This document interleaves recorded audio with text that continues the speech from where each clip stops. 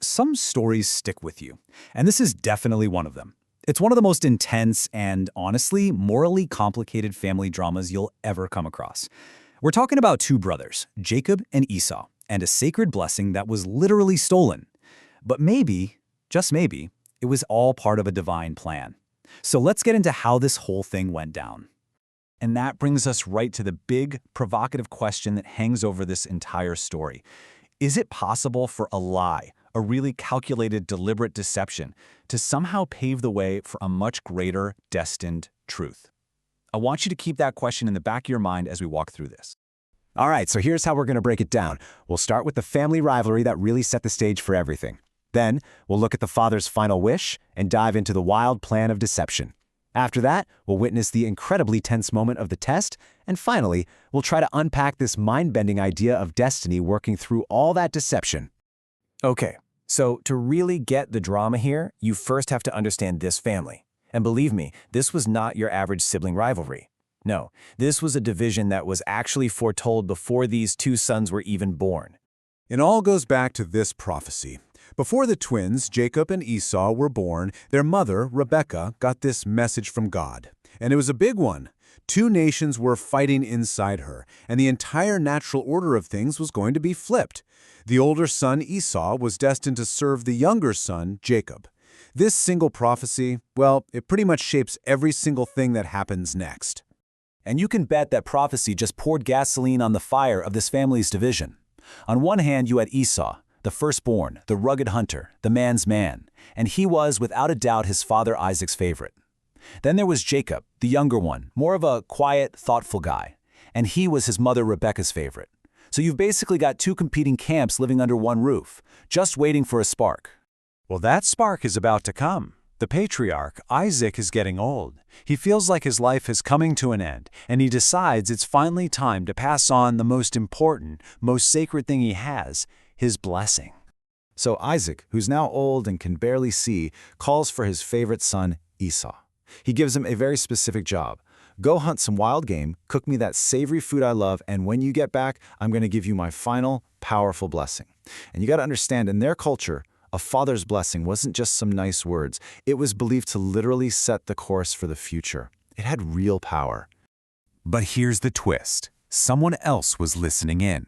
Rebekah overhears this whole plan to bless Esau, the son who, according to that prophecy, was not supposed to be the one to lead. This is the moment everything changes. What she hears convinces her that she has to do something, that she has to intervene and literally redirect fate. So Rebekah doesn't just worry or fret. Nope, she puts together one of the boldest, most audacious deceptions you can imagine. And it leaves us asking, was this a desperate act of betrayal, or was it a wild act of faith? Her plan is incredibly detailed. Step 1, she whips up a meal that tastes just like the game Esau would hunt. Step 2, she gets Jacob to wear Esau's clothes so he smells like him. That rugged, outdoorsy scent. Step 3, and this is the genius part, she covers Jacob's smooth hands and neck with hairy goat skins to mimic his brother's rough skin. And finally, step 4, she sends him in to lie directly to his blind father. And this right here is the central dilemma of the whole story. I mean, was this just a mother's desperate power grab for her favorite kid? Or did she genuinely believe her husband's favoritism was about to defy God's ordained plan? Was she trying to hijack destiny? Or was she trying to make sure it happened? So what was going through her head? Well, the story suggests that she never forgot that original prophecy. It was always there. So in her mind, Isaac was about to make a huge mistake and go against the divine will. Her actions really force us to ask a tough question. If you believe you know how things are supposed to end up, what are you willing to do to make sure it happens? And that brings us to the most intense part of the story, the climax, the disguised Jacob walks into his father's tent. The entire future of this family, of nations to come, is hanging by a thread in this one quiet, fragile moment. So Jacob, and you can just imagine he's terrified, walks up to Isaac holding the meal his mother made. He claims to be Esau. The test, a blind man's desperate attempt to figure out who is really in front of him, has begun. And then we get this incredible, haunting line from Isaac. He's instantly suspicious. The voice, it sounds like Jacob. But then, when he reaches out and feels his son's hands, they feel rough and hairy, just like Esau's. The deception is working.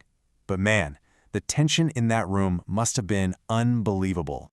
In the end, Isaac's other senses went out. The feeling of those hairy goat skins, the smell of the wild clinging to Esau's clothes, it was just enough to push him over the edge. His ears were telling him one thing, but his sense of touch and smell were telling him another, and he chose to trust what he could feel.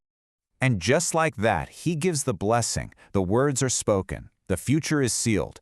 Jacob, through an incredible, elaborate lie, has just received the birthright that was supposed to go to his older brother. And once it's done, it can't be undone. So, what are we supposed to do with that? A family legacy built on favoritism, lies, and trickery? It just feels like a total mess. But the big theological takeaway here is maybe the most shocking part of this whole story. The really deep insight here is pretty mind-blowing.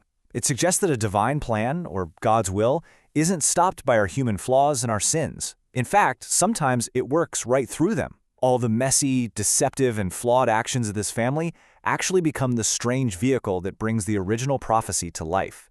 And you can really see the contrast laid out here. On one side, you have the whole list of human failures. Isaac's favoritism that blinded him, Rebekah's scheming impatience, Jacob's outright lie, and even Esau's impulsiveness from way back. But on the other side, despite all of that chaos, the divine plan just keeps moving forward, completely on track. So, at the end of the day, the blessing lands right where the prophecy said it would, on Jacob. The deception didn't create a new destiny. It just became this twisted, bizarre, unlikely road that led to the destination that was already set. It's a powerful idea, right? That a bigger plan can somehow absorb and even use our worst mistakes? And that leaves us with this one last, really challenging question to chew on. If the final outcome is already destined, then how much do our choices along the way, our morals, our lies, our honesty, how much do they really matter? This ancient story doesn't give us an easy answer, but it definitely forces us to think about that deep, complex relationship between our destiny and our choices.